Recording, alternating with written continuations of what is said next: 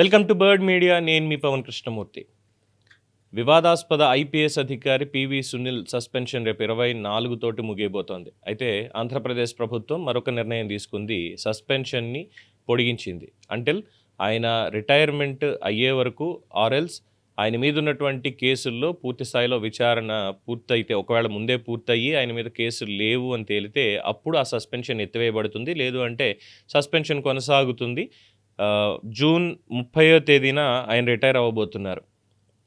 So June 30 లోపల ఈ కేసులు తేలితే ఓకే, లేదు అంటే సస్పెన్షన్లోనే రిటైర్ అవుతున్నటువంటి ఐపీఎస్ ఆఫీసర్గా ఆయన మిగులుతారు. సో ఓవరాల్ డీటెయిల్స్ దీనికి సంబంధించి చూస్తే కనుక ముందుగా ఇది ఆయన మాటల్లోనే చెప్పాలి. ఫిబ్రవరి 10వ తేదీన ఒక ప్రత్యేక ఆహ్వానం మేరకు ఆర్ఎస్ఎస్ చీఫ్ మోహన్ భగవత్ సమావేశానికి ఆయన పిలిచారు. పిలిచినప్పుడు వెళ్ళి దానికి సంబంధించినటువంటి వివరాలను ఆయన పంచుకుంటూ మోహన్ భగవత్ గారి గురించి ఇవన్నీ చెప్తూ ఒక మాట చెప్పారు. ఇక్కడ వినదగునెవ్వరు చెప్పిన వినినంతనే వేగపడక వివరింపదగున్, ఈ పద్యాన్ని ఇక్కడతో రాపారు. దాని తర్వాత కనికల్ల నిజము తెలిసిన మనుజుడెపో నీతిపరుడు మహిళో సుమతి అనేటువంటిది పూర్తి స్థాయి పద్యం మనకి. రైట్, సరే, వినదగునెవ్వరు చెప్పిన వినినంతనే వేగపడక వివరింపదగున్ అన్న దగ్గర ఆగారు. కాబట్టి మరి పివి సునీల్ గారికి ఎవరు వివరించలేదా? ఆయన మరి ఎందుకు అంత వేగంగా స్పందించారు?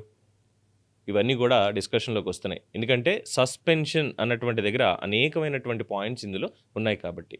సరే, ఓవరాల్గా ఇప్పటికి 2 సార్లు కూటమి ప్రభుత్వం వచ్చిన తర్వాత ఆయనకి పోస్టింగ్ ఇవ్వలేదు, సస్పెండ్ చేసింది. రఘురామకృష్ణరాజు గారి కస్టోడియల్ టార్చర్ కేసు కావచ్చు, అలాగే విదేశీ ప్రయాణాలకు సంబంధించినటువంటిది కావచ్చు, అగ్రిగోల్డ్ భూములకు సంబంధించినటువంటి కావచ్చు, ఇలా ఎన్నో కేసులు ఆయన మీద నమోదై ఉన్నాయి. వీటన్నిటిలో కూడా విచారణ అనేది జరుగుతుంది. సో విచారణ నేపథ్యంలో ఆయన్ని సస్పెండ్ చేశారు. దాని మీద ఎక్స్ప్లెనేషన్ ఇవ్వమంటే ఇప్పటివరకు కూడా ఆయన ఎటువంటి ఎక్స్ప్లెనేషన్ ఇవ్వకుండా తప్పించుకుని తిరుగుతున్నారు. సో వీఆర్ కూడా కాదు, సస్పెన్షన్లోనే ఆయన్ని ఉంచడం జరిగింది. సో క్రిమినల్ ప్రొసీడింగ్స్ కనుక జూన్ 30వ తేదీ కంటే ముందే తొలగిపోతే అప్పటి వరకే సస్పెన్షన్ పరిమితం అవుతుంది, హుందాగా రిటైర్ అవుతారు.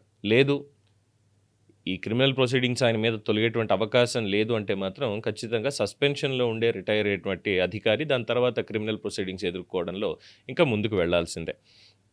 సో జూన్ 30 లేదా ఆయన మీద క్రిమినల్ ప్రొసీడింగ్స్ తొలగేంత వరకు, పదవీ విరమణ చేసేంతకు, ఈ రెండిట్లో ఏది ముందైతే అప్పటి వరకు ఈ సస్పెన్షన్ కొనసాగుతుంది అనేది తాజాగా జీవోలో మెన్షన్ చేసినటువంటి అంశం. సో ఏ కేసులు ఉన్నాయి ఏంటి అనేది చూస్తే రఘురామకృష్ణరాజు కస్టోడియల్ టార్చర్కి సంబంధించినటువంటి కేసు ఒకటి, అలాగే సిఐడి విభాగంలో పనిచేసినప్పుడు అగ్రిగోల్డ్ బాధితులకి న్యాయం చేయాలి, పరిహారం చెల్లించాలి అని చెప్పి రాష్ట్ర ప్రభుత్వం కేటాయించినటువంటి నిధుల్ని దుర్వినియోగం చేసినటువంటి కేసు.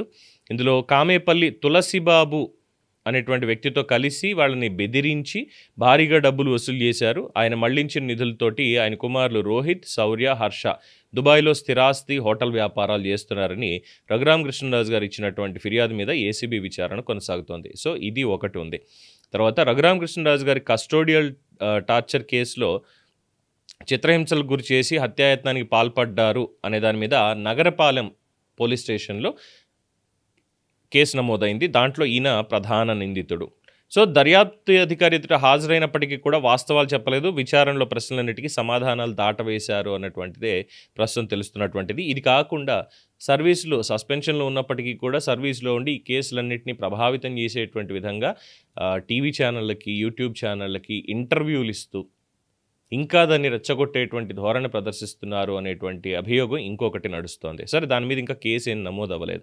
సో ముందుగా ఈ అగ్రిగోల్డ్కి సంబంధించినటువంటి దీంట్లో అది కేసు నమోదైంది, ఎంక్వైరీ జరుగుతోంది. దానికి సంబంధించినటువంటి సాక్షుల విచారణ, శాఖల నుంచి డాక్యుమెంట్ల సేకరణ ఇంకా నడుస్తుంది, పూర్తి కాలేదు. అలాగే ప్రభుత్వానికి వ్యతిరేకంగా ఎక్స్ వేదికలో, సోషల్ మీడియా మాధ్యమాల్లో ఆయన చేసినటువంటి వ్యాఖ్యలు, దీని మీద రెగ్యులర్ ఎంక్వైరీ అనేటువంటిది పూర్తిగా బయటికి రావాలి. ఎందుకంటే మొన్న మధ్యన పాదార్థి సుభాష్ చంద్రబోస్ అనేటువంటి ఒక ప్రభుత్వ ఉద్యోగి ఇలాగే ప్రభుత్వానికి వ్యతిరేకంగా, రాష్ట్ర రాజధాని అమరావతికి వ్యతిరేకంగా సోషల్ మీడియాలో పోస్టింగ్స్ చేస్తున్నారు ఇది అని చెప్పి సస్పెన్షన్ విధించారు. ప్రభుత్వ ఉద్యోగే, శాఖలు వేరైనప్పటికీ ఈయన ఐపీఎస్లో ఉండొచ్చు, ఆయన నార్మల్ గవర్నమెంట్ ఎంప్లాయీ కింద ఉండొచ్చు, రిజిస్టర్ ఆఫీస్లో పనిచేస్తూ ఉండొచ్చు. బట్ ప్రభుత్వ ఉద్యోగికి సర్వీస్ రూల్స్ అనేవి ఉంటాయి. ఆ సర్వీస్ రూల్స్ ఉల్లంఘించారు అనేటువంటి దాని మీద ఆయన్ని సస్పెండ్ చేశారు. సో, ఈయన మీద కూడా ఇలా సోషల్ మీడియాలో ప్రభుత్వం మీద ఈ రకమైనటువంటి వ్యాఖ్యానాలు చేస్తున్నారు అనే దాని మీద ఇంకా ఎంక్వైరీ రావాలి. అదొకటి నడుస్తోంది. అండ్ విదేశీ ప్రయాణాలు మార్చి 2, 2025 ఫస్ట్ సస్పెన్షన్ అయింది. దానికంటే ముందే అసలు ప్రభుత్వ అనుమతి తీసుకోకుండా విదేశాలకు వెళ్ళారు. చెప్పింది ఒకసారి చెప్పారు. రెండోసారి వెళ్ళినప్పుడు అసలేమీ చెప్పలేదు. చెప్పిన చోటుకి కాకుండా వేరే దేశాలకు వెళ్లారు. అలాగే వివరాలు కూడా పూర్తిగా ఇవ్వలేదు. సో, సర్వీస్ రూల్స్ ప్రకారం విధుల్లో ఉన్నటువంటి ఒక అధికారి విదేశాలకు వెళ్ళాలి అంటే పూర్తి స్థాయిలో దానికి సంబంధించినటువంటి డీటెయిల్స్ అన్నీ ఇచ్చి ఎక్కడికి వెళ్తున్నాము, ఏ పని మీద వెళ్తున్నాము, దాని పర్పస్ ఏంటి, ఇవన్నీ కూడా మెన్షన్ చేయాలి. వ్యక్తిగతమైనటువంటి పర్యటన లేదంటే అధికారిక పర్యటన అనేది కూడా పూర్తి స్థాయిలో చెప్పాలి. లేదు నేను లాంగ్ లీవ్ మీద వెళ్తున్నాను, నేను పలానా ఎడ్యుకేషన్ కోసం వెళ్తున్నాను, మిత్రులను బంధువులను కలవడానికి వెళ్తున్నాను, అట్లీస్ట్ ఈ వివరాలన్నీ చెప్పాలి. ఇవేవి చెప్పకుండా ఆయన విదేశాలకు వెళ్ళిపోయి ఎక్కడికి వెళ్ళారు ఏంటి అనే దాని మీద సమాధానాలు చెప్పకుండా ఉన్నారు. దాని మీద డిపార్ట్మెంటల్ ఎంక్వైరీ అనేది నడుస్తుంది. కేసు కూడా నమోదైంది. అది ఒకటి. సో, అంతకుముందు దాదాపుగా 2022 సంవత్సరంలోనే లీగల్ రైట్స్ ప్రొటెక్షన్ ఫోరం అనేటువంటి సంస్థ కేసు ఒకటి నమోదు చేసింది. క్షమించాలి.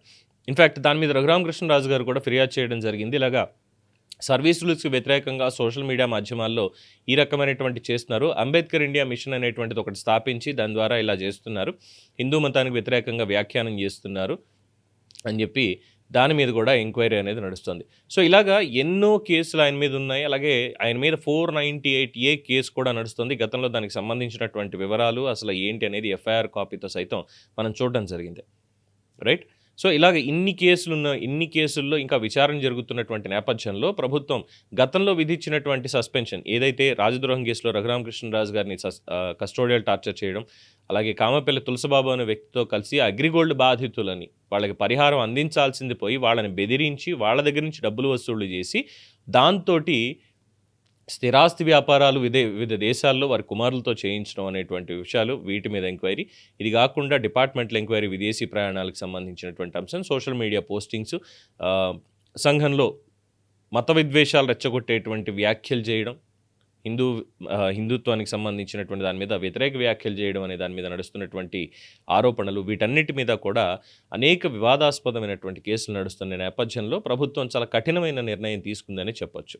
ఇది కక్ష సాధింపులోకి వస్తుందా అంటే డెఫినెట్గా దీన్ని కక్ష సాధింపులోకి అనేదాన్ని పరిగణలోకి తీసుకోవడానికి లేదు అనేది చాలామంది చెప్తున్నటువంటి అంశం.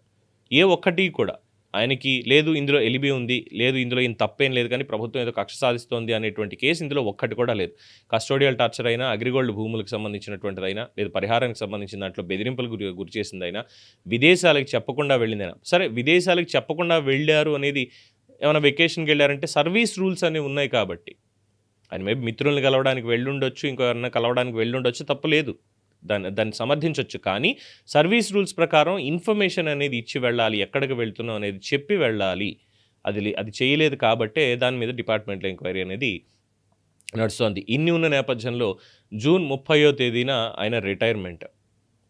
అప్పటి వరకు కూడా సస్పెన్షన్లోనే. ఇంతకుముందే క్రిమినల్ ఛార్జెస్ ఇవన్నీ కూడా దీని మీద తొలగిపోయేటువంటి అవకాశం అయితే ఏ ఒక్క కేసులో కూడా కనిపించడం లేదు. ఎన్నిసార్లు ఎక్స్ప్లెనేషన్ ఇచ్చినా ఇవ్వాల్సినటువంటి ఇన్ఫర్మేషన్ ఇవ్వకుండా ఆయనకి తగ్గట్టుగా ఏమన్నా అంటే మళ్ళీ ఇంకోటి కూడా గుర్తొస్తుంది ఇక్కడ చెప్పుకోవడానికి, తెలీదు, గుర్తులేదు, మర్చిపోయా, ఈ ఒక్క మాటే గుర్తొస్తుంది చాలా వివరాలకు సంబంధించి.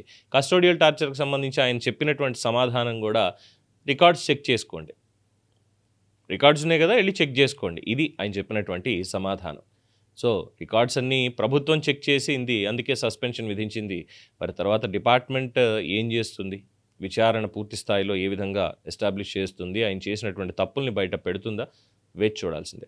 So, for as of now అంటే ఇక్కడ ఇంకొక మాట కూడా చెప్పాలి, పివి సునీల్ కుమార్ ఏమైనా పూర్తి స్థాయిలో చెడ్డ వ్యక్తి అంటే డెఫినెట్గా కాదు. ఈ మాట ఎందుకంటున్నాం అంటే స్వర్గీయ ఐపీఎస్ ఉమేష్ చంద్ర గారి సహచరుడిగా పనిచేశారు, ఆయనతో కలిసి పనిచేశారు. మరి అలాంటి వ్యక్తులతోటి, అలాంటి ఎఫిషియంట్ ఆఫీసర్స్తో కలిసి పనిచేసినటువంటి పివి సునీల్ లాంటి వాళ్ళు సమాజానికి ఒక దిక్సూచిగా ఉండాలి. కానీ ఇలా ఇన్ని కేసులు పెట్టుకుని వివాదాస్పదంగా, దట్టు సరే ఆయన వ్యక్తిగతమైనప్పటికీ కూడా ఒక క్రూరమైనటువంటి మనస్తత్వం అనేది, ముఖ్యంగా 498A కేసు ఏదైతే నడుస్తుందో ఆయన మీద గృహహింస చట్టం ప్రకారం జూబ్లీహిల్స్ పోలీస్ స్టేషన్లో, ఆ వివరాలు చూసినప్పటికీ కూడా ఆయన మానసిక స్థితి అనేటువంటిది కాస్త ఇబ్బందికరంగానే ఉంది. దాని ద్వారానే ఇలా టర్నౌట్ అవుతూ వచ్చారు. ఇక వైఎస్ఆర్‌సీపీ వచ్చిన తర్వాత పూర్తి స్థాయిలో ఆయన చేతికి ఫ్రీడమ్ అనేది దక్కింది. దాంతోటి ఇష్టారీతిన చేయాల్సినవంటే చేసుకుంటూ వెళ్లారు. ఆ విధేయతతోటి అనేది చాలామంది అంటున్నటువంటి అంశం. ఎంత చేసినా ఏమున్నా గానీ. సో, ఆయన మాటలతోటే విశ్లేషణ ముగిస్తే గతంలో ఆయన చేసినటువంటి వ్యాఖ్య ఈ మోహన్ భగవత్ గారిని ఉపరాష్ట్రపతిగా పనిచేసిన వెంకయ్యనాయుడు గారు వీళ్ళందరినీ కలిసిన నేపథ్యంలో వినదగునెవ్వరు చెప్పిన వినినంతనే వేగపడక వివరింపదగున్ కనికల్ల నిజము తెలిసిన మనుజుడెపో నీతిపరుడు మహిళో సుమతి. సో ఆ నిజాలు తెలుసుకుని ఆయన ఒంటి మీద ఉన్నటువంటిది పవిత్రమైనటువంటి ఖాకీ యూనిఫామ్ ఐపీఎస్ అనేటువంటిది ఇండియన్ పోలీస్ సర్వీస్, అంతేగాని ఇండియన్ పర్సనల్ సర్వీసెస్ కాదు అనేది ఆయన ఆ రోజే తెలుసుకుంటే మేబీ ఈ రోజు ఇలా మాట్లాడే అవకాశం మన ఎవరికి ఉండేది కాదేమో. ఒక ఎఫిషియెంట్ ఆఫీసర్గా రిటైర్ అవ్వాల్సినటువంటి సమయంలో సస్పెన్షన్ తోటి రిటైర్మెంట్ని తీసుకుంటున్నటువంటి పివి సునీల్ కుమార్ గారికి ఏం చెప్పగలుగుతాం? నథింగ్. దీని మీద మీ అభిప్రాయం తెలియచేయండి. చూస్తూనే ఉండండి ది బర్డ్ మీడియా.